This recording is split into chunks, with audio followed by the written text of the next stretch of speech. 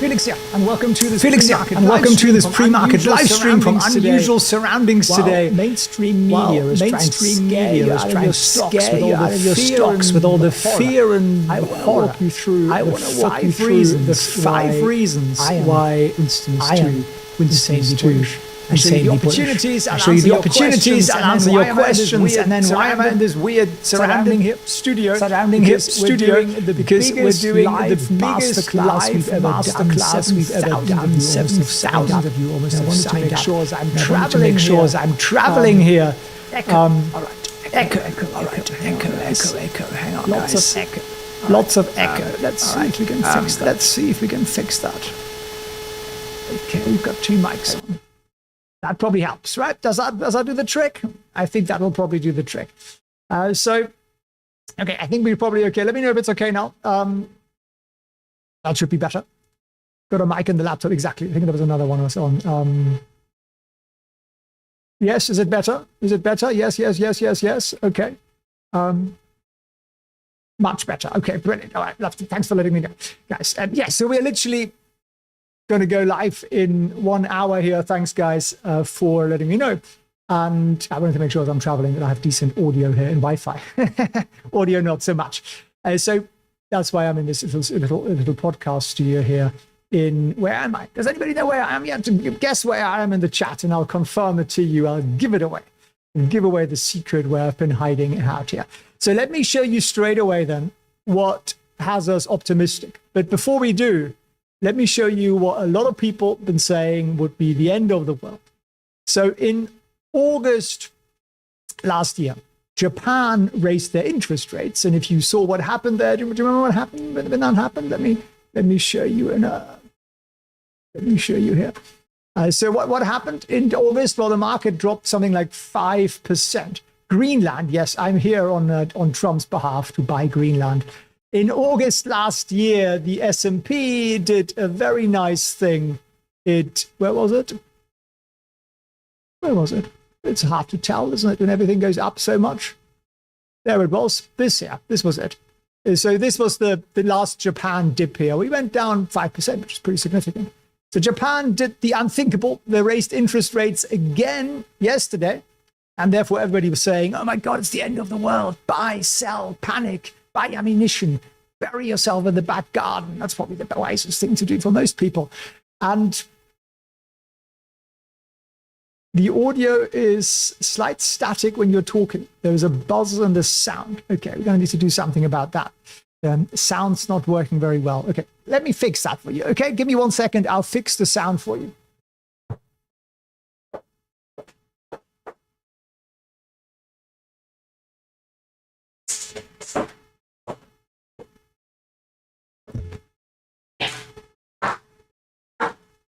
We've come prepared, my friends. All eventualities, including a dodgy sound. There we go. And then I'm just going to switch over the audio input to our trusted usual setup here. Is that better? Better. Put a big fat smiley in the chat. That usually does the trick. This mic is tremendous. Yeah, so sounds fine. Okay, brilliant. Sounds perfect. You must be in Detroit. We're here for the ASMR. Yes, okay, brilliant. All right, better. Okay, thanks very much. Love you for that. So, did the market crash this morning? No, of course it bloody didn't. Nitwits are not right, are they? Okay, sounds good. Lots of smileys. Brilliant. Okay, love it. This is pre-market. Apple is up. Tesla is up. Meta and Google is up. Thanks, guys, for letting me know. Doesn't look like much of a crash to me, does it? And I'll tell you why. And this is important. And you might want to write this stuff down. You might want to take screenshots because very few people actually know this. And people are going to try and talk you out of this with fear in the coming weeks. The dreaded slurp is back. This is a chart that measures the optimism of you and me, the investor. Stock market optimism here in red. And as you can see, it's gone to the moon since the Donalds got elected. And in black, you have the increase in the S&P, but it does it with a lag. So what we see here is when you get the optimism like we have right now, you'd expect the market to pick up somewhat later. Right? Could be up to 12 or 18 months later. But generally speaking, it picks up tremendous amount. So that's the first thing. The market is a piece of psychology. A stock chart, like any stock chart we look at, is nothing but what? It's the sum of what every investor out there fears and loves the most. And that's exactly what this is. It's all psychology. It's all momentum. We're going to get into a little bit more of that in an hour. If you'd want to join me for the live masterclass, link is still down below. 6,841 of you have signed up there. Can you see that? Isn't that tremendous? I love that so many of you actually want to learn here. Very, very, very happy about that. Insanely happy about that. So why then? What is the second reason that we're bullish? I promised you 5, didn't I? I promised you 5, yes. And one is particularly specific to banking stocks, SoFi, and so on. What's this little chart here? It might help if it had a title.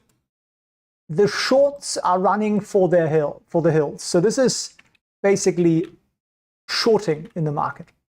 And as you can see, the shorts are collapsing. They're running for the hills. We're at the lowest level. Well, the data goes back to 2017. We are below that level very significantly. Why is that? Because everybody is just insanely optimistic. So everybody thinks it's going to go up, right? It's very, very simple. So all hail the Donald. Absolutely. Completely agree with you on that. Donald is doing, well, maybe he's doing a good job, right? And then I mentioned this yesterday, buybacks. The largest buyer of stocks are buybacks. Companies themselves are the biggest buyers of stocks out there by far. It's not the funds, it's not the pension funds, it's not you and me, it's not, Nancy Pelosi, hard to believe, I know. It is purely companies buying their own stocks. And when did they start buying? I tell you here on the chart, right? They start buying on the 24th. Today is the 24th. They start buying again today. It'll accelerate during next week and probably the week after, but the money is starting to pour in as well. This is the webinar. No, my friend, the webinar starts in 52 minutes. You would have gotten a Zoom link in your inbox. Look for that, my friend. What's reason numero tres then? This is Brad. He's a great guy. We actually had him on the channel before. He tweeted something rather useful, and that is that the SEC has reversed something rather obscure that nobody out there ever understood. It's called SAB 121, but they keep the aliens. Basically, it made it very hard for banks to have crypto on their balance sheet. So it basically says, if you own crypto, we think it's a liability. Therefore, you need to have more money. Therefore, no banks would hold crypto. Very, very simple, right? New setup. Yeah, I'm traveling and I'm doing a masterclass for 7,000 of you in an hour. So I wanted to make sure we had a very good connection here, which is why I went to this podcast studio here in Dubai, which is where I am right now, which is a really, really cool place. I've been here now. I came for 3 days. 2 weeks later, I'm still here, but we're about to leave.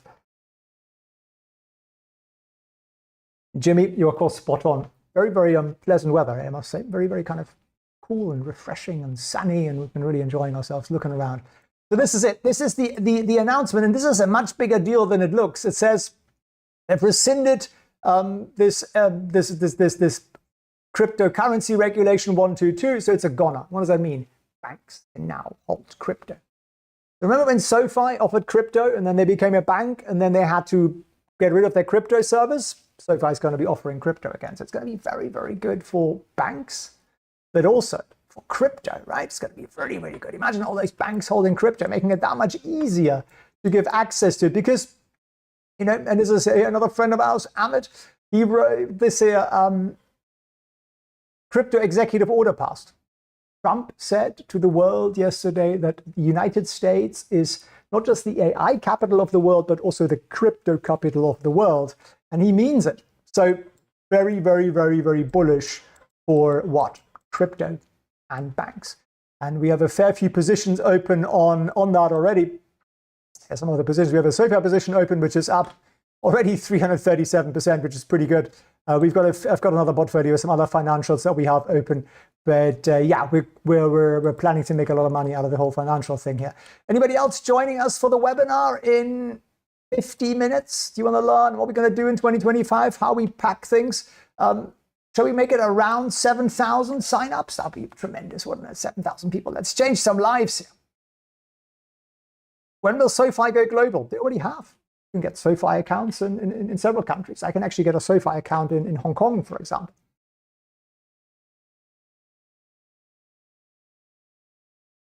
Is the webinar free? Yup, it is, completely.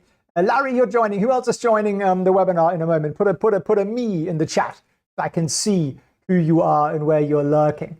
So pre-market, looking pretty sweet, actually, considering everybody was scared about that the Japanese were going to raise rates, and they have raised rates. But they've given us pretty nice, clear guidance and sort of took the sting out of it. Plus, we were expecting it. It wasn't really a huge surprise this time. So a little bit better communicated so the world doesn't really care all that much. Okay, loads of you guys are in. I'm not seeing lots and lots of me's here. Brilliant. You think SoFi and Palantir will go up after earnings? Yes, unless they go down. Helpful, isn't it? Very helpful. Brilliant. Loads of you guys are attending, absolutely. Some of you haven't decided yet. Well, I mean, maybe we can help you decide that along the way. Talk to the rest of the crew here in the live chat. Bloomberg leading, obviously, with the Japan story. Trump's heading to California. That doesn't really matter for markets all that much. This is kind of an interesting one. Wall Street enters dark age. Most stock trades are now hidden. Most trades are now happening in dark pools. Crazy, isn't it? One reason we make dark pool data available, well, in Trade Vision, and you can see it if you can see the screen here. You can actually see that. We get all the data in here live. I do want to make that a little bit more self-explanatory and intuitive, and we're going to work on that for you guys. That's going to come up. But you do certainly get the data, which is very cool. Data is always king. Thank you, Fox. Thank you, my friend. So if you have questions, my friends, put them in the live chat. But let's have a look at some of our favorite tech stocks here pre-market. Let's have a look at SoFi, for example. I think this rescinding of that "we hate crypto" order by the last lot in the US government should be very, very bullish for SoFi, because it means they'll be allowed to offer crypto products again. And they can't because they're a bank. But now that they're a bank and it's permitted, this should be tremendous, and I think a very big positive. So SoFi now trading pre-market at $18.21, above the $18 resistance line, which is super important. That's the line that's failed us 3 days in a row. So today could be the day that changes.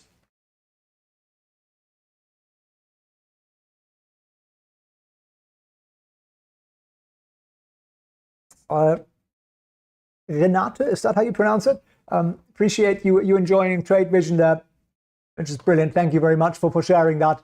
And Palantir looking pretty good at just under $79. We can be, I think, pretty happy with that. Lots of rumors swirling around that they'll be at the core and center of this $500 billion AI investment, especially, of course, on the national security side, which we're very, very excited about. PayPal, you'd think, would also benefit from the crypto thing.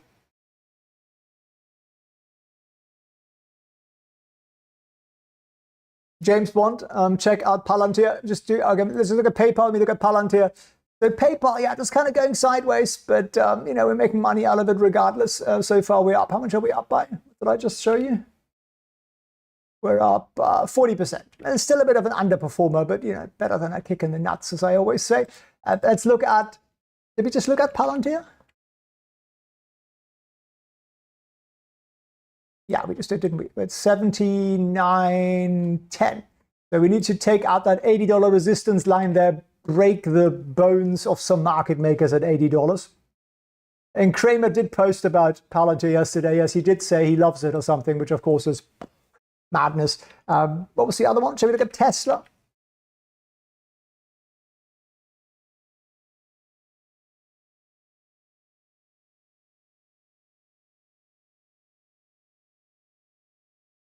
Bill, been using Trade Vision a couple of weeks. Software setup is perfect. Can't wait for the app to come out. Brilliant. Okay, I really love that you guys are getting value out of that. And you can get access to that. There, I'm off the screen, but here's the link, tradevision.io. It's also in the description, so do check that out. And yeah, Tesla is, it's looking pretty decent. It's a little up a little bit, but kind of moving sideways. I think that whole like FUD thing around the EV subsidies basically going away. People think that's bad for Tesla. It's good for Tesla. And then there's the whole, Hitler salute thing, which of course is the biggest load of bollocks in the history. But that does seem to have impacted sentiment a little bit. I see it as an opportunity. If you nothing else. Not a German accent, definitely MI6. Yes, must be undercover German.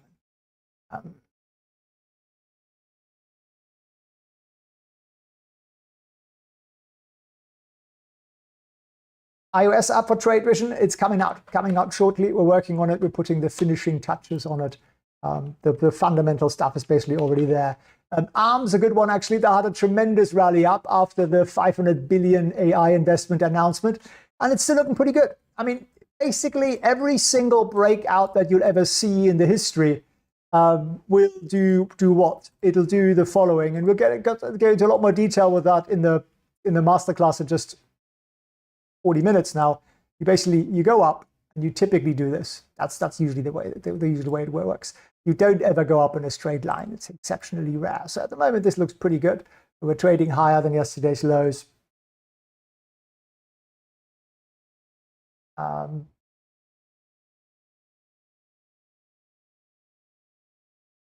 much is Trade Vision a month? I think it's $19. I think it's for the month. I think it's $16 a month if you get it for the year. The intention is to make it very, very, very, very affordable because we want to reach lots of people, help lots of people with better information and better data points.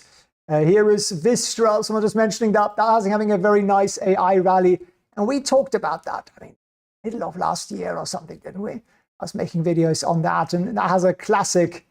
You join me in a moment, you'll understand what I'm talking about. That here, my friend, is the breakout point. That was the time to buy Vistra Energy. So that rally, again, pretty predictable. That would have got you in at about $70. We're trading at 194 right now. So the power of understanding charts is insane. Is Rocket Lab giving us a second chance? I actually have a Rocket Lab position open in another brokerage, which is looking pretty good. It's pretty decent. So we had a breakout there somewhere. I guess that was the breakout. And we're trading pretty nicely above that. Was this here another breakout? Yeah, I think arguably this was another one. And now we're just sort of, it's just doing its thing. Like nothing goes up in a straight line. I think that's important to understand. But yeah, to me, that would qualify as a second breakout. And right now we are pushing the limits up here to the resistance. We're trading at, we're trading at almost $32, which is where the resistance sits. So that's a pretty positive development over there. What do you think of OKLO? Yeah, they're getting some upgrades. I think nuclear is going to do very well. Trade Vision is £15. It's too pricey for you. I mean, your portfolio is, $100 in size. Yeah, I wouldn't recommend it. Your portfolio is a little larger. Then I think $15 a month is going to be very well spent. Is the market data real time? Yes, it's real time for sure.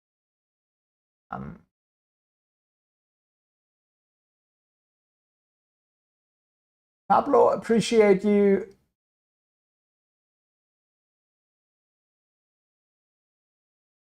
Broadcom, okay, we can have a look at that. AVGO. Anything else you want me to look at?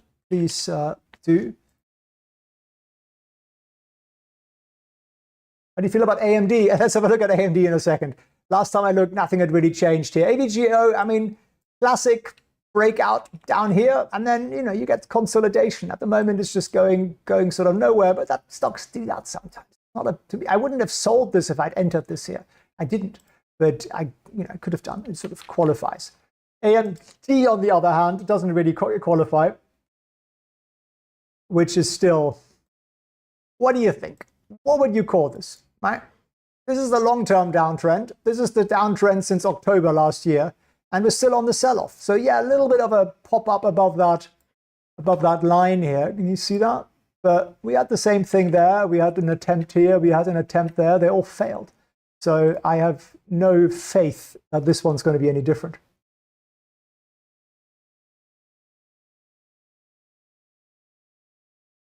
Absolute falling knife, right? Who would buy this? Who would buy AMD at these levels? Anybody wants to buy AMD at these levels? Because you've been watching too many YouTube videos, people telling you it's the thing that's going to make you rich. This thing was trading at $56 in October 2022. It could go back there. It could go back to $40, $35, right? All possible. I'm not saying it will. And by the way, I do think they have a decent business, and I do think at some point they're going to recover, but I don't know when that point will be, if I'm going to wait for that to start to happen.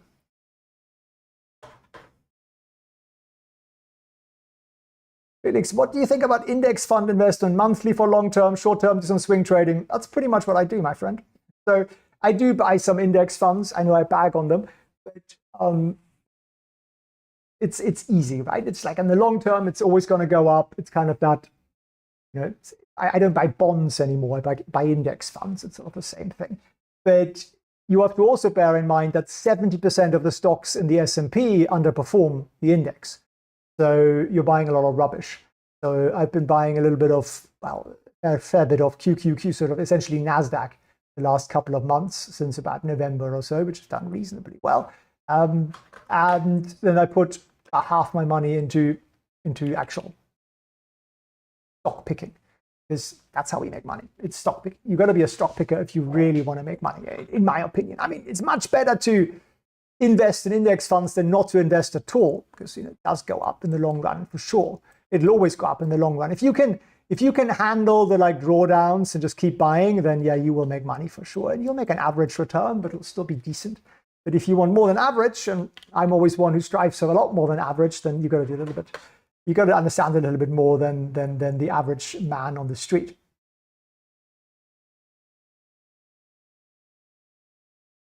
Nike's gone up a little bit. Yeah, I think that's true. Nvidia is running, is it? Let's have a look at it. Let's have a look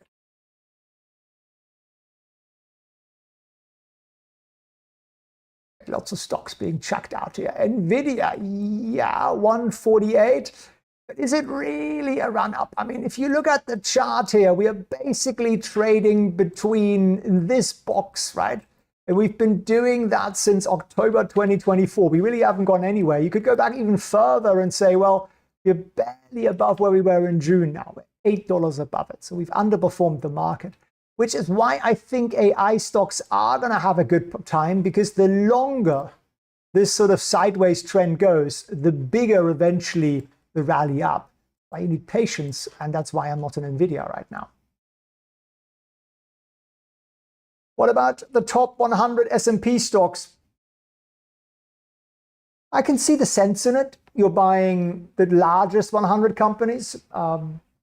It's sort of moving more towards stock picking, right? I can see the sense in that, rather than buying, the 500 or the 2,000 in the Russell or something like that. Totally get it.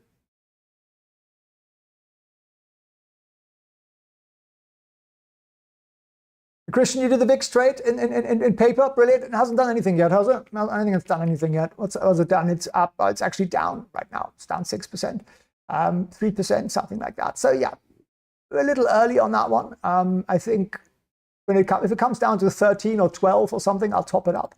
That's the sweet spot. If you can set it up at 13, then yeah, it's a much better deal than a little earlier, but still.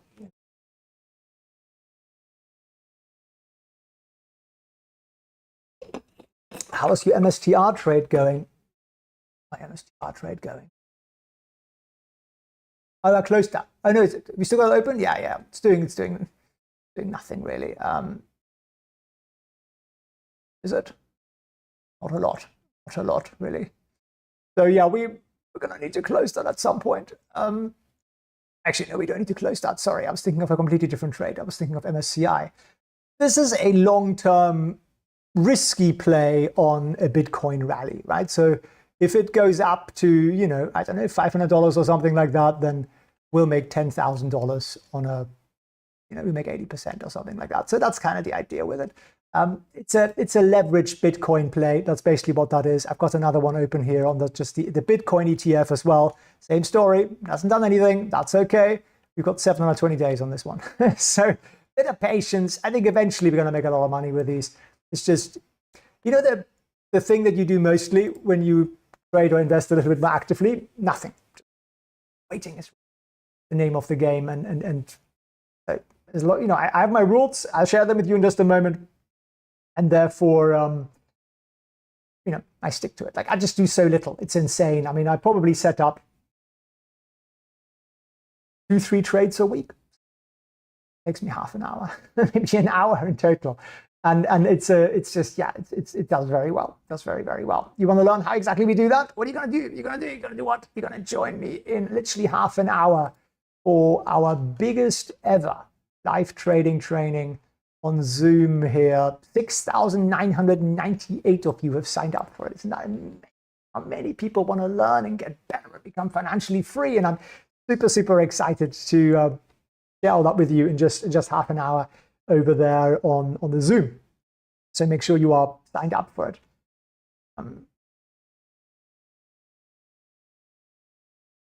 Did the Bank of Japan raise rates? Yes, they did. They did. And nobody really cares, which is kind of to be expected because we were expecting that they were going to do it. They've also given some guidance, which is pretty positive. So overall, we're looking at pretty good pre-market here, right? Look at that. The big tech stocks are green. The stuff that's red is down like 0.09%. So it's completely irrelevant. Banks are down just a little bit, which is kind of weird given that we've just allowed banks to hold crypto, which should be very positive for the likes of SoFi, for example.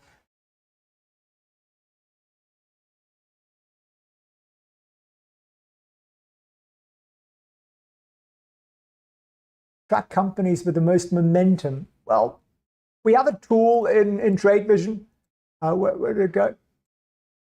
Which we call Breakout, which sort of emulates the way I look at breakouts. It gives you breakouts every day. We email them to you as well. And does that mean I buy them all? No, I still think we're not at a point where technology can make the best selections. If you buy them all, I don't think you're going to do very well. And the key thing is you're going to buy them, but you won't know when to sell them, which is actually even more important. So I will select a couple of these, like from Wednesday, for example. I bought a couple of these.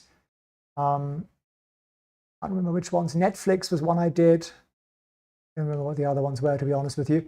And but I'm very, very selective. I only ever look for the best setups. I don't want to be busy investing or trading. I just want the best setups with the highest probability of giving us tremendous returns. That's really what it's all about.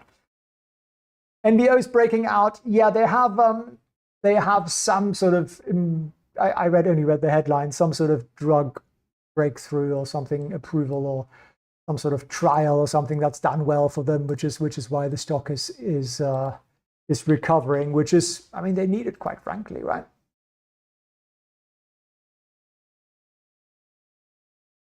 So this is not a nice setup, but yes, a nice little breakout there from them. Still a falling 50-day moving average line, still a falling 150-day moving average line. So would I buy it at this point? No, I wouldn't. There are clear points that we get out. At the moment, this says stay the heck away, at least for me. So this looks pretty ugly, right? Yeah, Scott, you know what I'm talking about, right? Not something you'd want to enter, even though, no. And look where the biggest volume was here. It was on that red candle day there. So no, you get these little, no, it's a definite no. Even though it's improving, it's like an AMD stock at this point. Rigetti or spaghetti, I'm going to have a look at Rigetti as well. Do you only pick stocks that has a high IV percent? No, that really feeds more into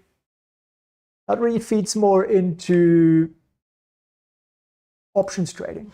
So when the IV percent is really high, your options are super expensive, and then you don't want to buy options. You might want to sell options, and that's something that is also potentially very profitable if you understand it. But Rigetti, yeah, nice little recovery here. Nice little recovery. Looking quite positive, I would say. Pre-market trading a decent level again here. So the second chance here, the second coming of Rigetti, which was this opportunity here, looks like a decent one so far. When do you buy? Morning, afternoon, or any particular day? No, none of it matters. People always tell you this thing, oh, you got to buy it like 2:16 on Tuesdays when the moon is green or something. Look, I spent a lot of the year in a time zone that is 12 to 13 hours ahead of New York. So I go to bed when the market opens. And therefore, I trade in the first hour or half hour of the market, which is actually arguably not a great time to trade. So skip the first hour or two of the day. If you can do that, that would be better. But I do, and I still make 100% plus every year. So it doesn't bloody matter. And when do I get most of my trade ideas? On Sundays. So, don't listen to all these people on social media who tell you all this like specific nonsense. That will help. What really will help is having the structure, having rules, knowing when to enter and when to exit. And my intention is to teach you that in about half an hour if you come and join the live masterclasses. 7,000 of you already have. We must be at 7,000 by now, right? Let me check here. The Zoom sign up. 7,040, brilliant. Okay, I love you all for joining. Learning is so much fun, so Scott. Isn't trading and investing fun, Scott, when you start to understand what's going on out there? I mean, I just really, really like it. I really enjoy it. It's probably the funnest half an hour of my week is setting up trades. Opens new doors. It does. It does. And it opens the mind in a different way. And you can be, literally, okay, I came to Dubai here 2 weeks ago, staying in a beautiful hotel on the beach. And I thought, it's 3-4 days. I thought, this is really pleasant. Food's amazing and people are really nice and the beach is beautiful and the gym's amazing, and a little longer, so we extended, and then we extended again and extended again. And you don't have to ask anybody because all I need is a laptop or maybe even just a phone. That's all I need, right? So I can be anywhere, doesn't matter, and I'm basically sitting in a 5-star hotel and I'm waking up, richer every day, which is kind of crazy, right? You told me that 10 years ago, I wouldn't have believed you. I just wouldn't have believed you. I thought you'd have to work really, really hard. But hard work doesn't get you there. It's about knowing the rules, working smartly, and really, really good risk management. That's ultimately all that matters, all that gets us to money. Felix, pull back the black veil, says Scott. I am very, very happy that that's what we're doing for you, my friend. Palantir, we can have a quick look at that for sure. The market's just opened, so we have a quick look around. But look at SoFi here, above $18. Isn't that amazing? I'm going to have a quick peek at how are our trades doing in Trade Vision. You can import your Think or Swim, your Schwab trades, your most large broker trades now into here, and then you can see how they're doing. So SoFi is now up 360%. Is that right? That's not bad, is it? 60%. And this is a trade we set up in late September. Pretty good, right? So we've got almost $12,000 gain on that one. It was a $3,000 trade. That's the kind of outliers that we look for, and that's the kind of stuff that makes us a lot of money.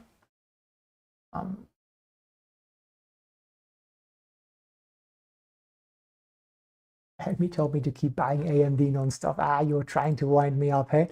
I'm sure he has good intentions. I just think it's misguided. That's the most polite form which I can express. And I've made videos on AMD, and you'll understand exactly if you watch it what I'm saying. If you do watch that, there is no professional money manager or trader out there worth his salt who will tell you to buy AMD at these levels. Nobody. The only people who would tell you that, they have some sort of crazy insider information on the technology that AMD is developing that's somehow better than everybody else. Do you have that level of engineering knowledge? I don't. I really don't. So I'm staying the heck away from stuff that's falling. Because if it's falling, it means what? More people are selling it than are buying it. So the more it falls, the more people hate it. And the less likely they're to buy it. So we have to wait for things to start to recover before we actually get into positions. Don't try to predict the market. It's just a really, really tough thing to do. What time of the day do you calculate support and resistance? There's Mads there. I think it happens, I want to say it happens every 5 minutes or something. It's something like that. So we do it, I don't know, I could be off on that one, but it certainly happens regularly. So we tabulate basically all the live, real open options positions of the market out there across all expirations. And from that, we can calculate the support and resistance, which is really what this is about.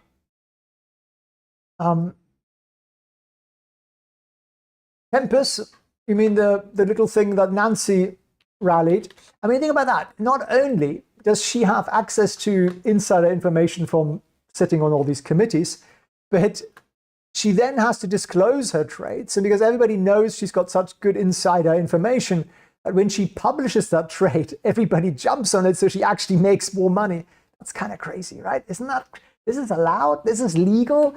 No person outside of the US Congress and Senate is allowed to do that without going to jail. Why are those guys allowed to do it? Why? Because they make the law. One law for everybody and one law for us, right? I'm sure her intentions are just, very positive and good, and I'm sure she's going to give it all to charity. Yeah, right. So yeah, it's a breakout that is basically led by Nancy. This is a Nancy trade through and through. Would I have bought down here? I would have been a little concerned with all of this resistance here, but if you got the Nancy stamp of approval, then this sort of stuff matters a little bit less.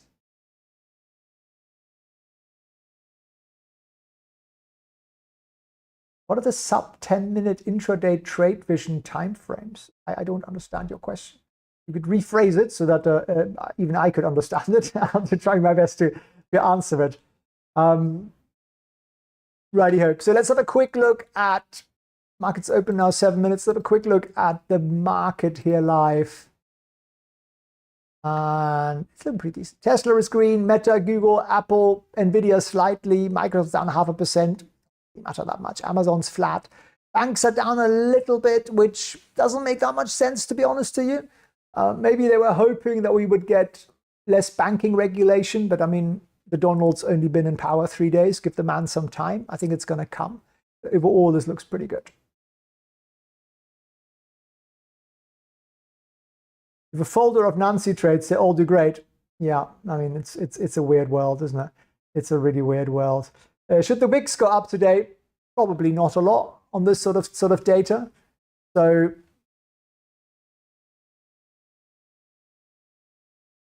actually coming down. It's basically at 15, which is low, but it's not super low. So in an ideal world, we set up our trades at sort of 13. That would be the real sweet spot. 15 is the likelihood that it's going to go up, at least in my mind, is pretty high. Of course, setting these trades up lower is always better. So if we go to 13, what are we going to do? We're going to set up another VIX trade. It's very simple. And then we wait and see. The Rigetti is flying, says Fox. Brilliant. Stay away from Nancy. We've got some Nancy fans on here. SoFi is doing well. It is, and that's because they will now be allowed to offer crypto services again, which is a bigly freaking deal for SoFi because they're competing with people like Robinhood and stuff who are able to offer crypto. Why? Because they're not a bank. If you are a bank, you get the advantages of being a bank, lower funding costs and all that kind of stuff. But you have to comply with banking regulations. But this regulation is now out of the window with egg fried noodle, and therefore they'll be able to offer crypto services again. So it'll be interesting to see how many days do you think it's going to take for SoFi to start offering crypto again? That's going to be the real question.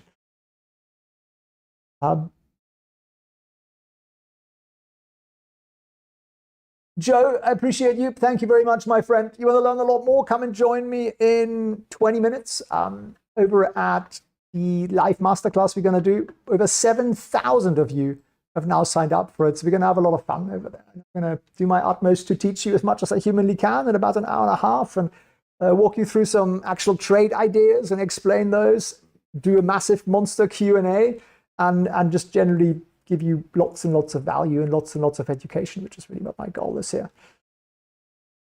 What are the best pension funds to get into close to retirement? Now, a lot of the time, that's a tax question, my friend. I am my pension fund. I don't trust a fund manager because I've met them, and a lot of them are tools, not sharp enough to do anything with. So that's the way I would look at it. I just think we are our own pension fund. I don't trust governments or funds for that matter. There are a couple of good fund managers in the world, and you could do worse than buy those funds. But generally speaking, how do you know they're good if you don't understand what they're doing? So you spend your entire life working for what? For money. And then you take that money and you just hand it to the first guy who has a poster up somewhere that says, I'm a pension fund manager. and you have no idea whether they're good or bad, right? It's a really weird world, the world of investing. So I think we should spend a lot less time working. We should spend a lot more time learning how to manage that money so that we can enjoy ourselves and be on a holiday and see the world and do the things you're actually meant to do. What do you actually put on earth for? Do you think it's to be a 9-to-5 office slave and move paper from left to right, which is what most people do? I don't think that's really our purpose. The only way we can get to that purpose stage is if we actually have time, right? So I'm super lucky. I'm 44 years old and basically retired. I haven't had a job in over 10 years. And I get to do what I love, and I get to do stuff that I can see actually makes an impact, right? Like what people like Scott are writing in the chat here, which is super generous of him, actually changing people's lives. And that's fun, and that's gratifying, and that's satisfying. So if you can find something like that, then life becomes a lot better for yourself and for everybody else. And I think the only way to really get there is to learn the money management skills, because you're a money manager, whether you want to be or not. Everybody is, right? Whether you have a lot more money or a little money or some money, or you're managing money. So most of us do it without the skill set. So my intention here is to give you that skill set. So come and join me in 15 minutes at felixfriends.org/masterclass. Actually, felixfriends.org/webinar is the link, isn't it? Yes, it is. And I'll teach you exactly what I do and how I do it and how I learned it from my mentors and who've all been bankers and hedge fund managers and so on. And make your 2025 the best one yet. That's really the goal. So I look forward to seeing you guys in 15 minutes. Come and join me over there. Be on time. The Zoom link might get full. If the Zoom call gets full, we'll open up an overspill stream somewhere else. So just try to be on time. Make sure you actually get in on it, because Zoom has some limits on how many people we can get in there. Scott, appreciate you too, my friend, and see you guys in 15 minutes over at felixfriends.org/webinar. You got to sign up. It'll send you an email with a Zoom link, and then you got to join that. As I say, show up on time.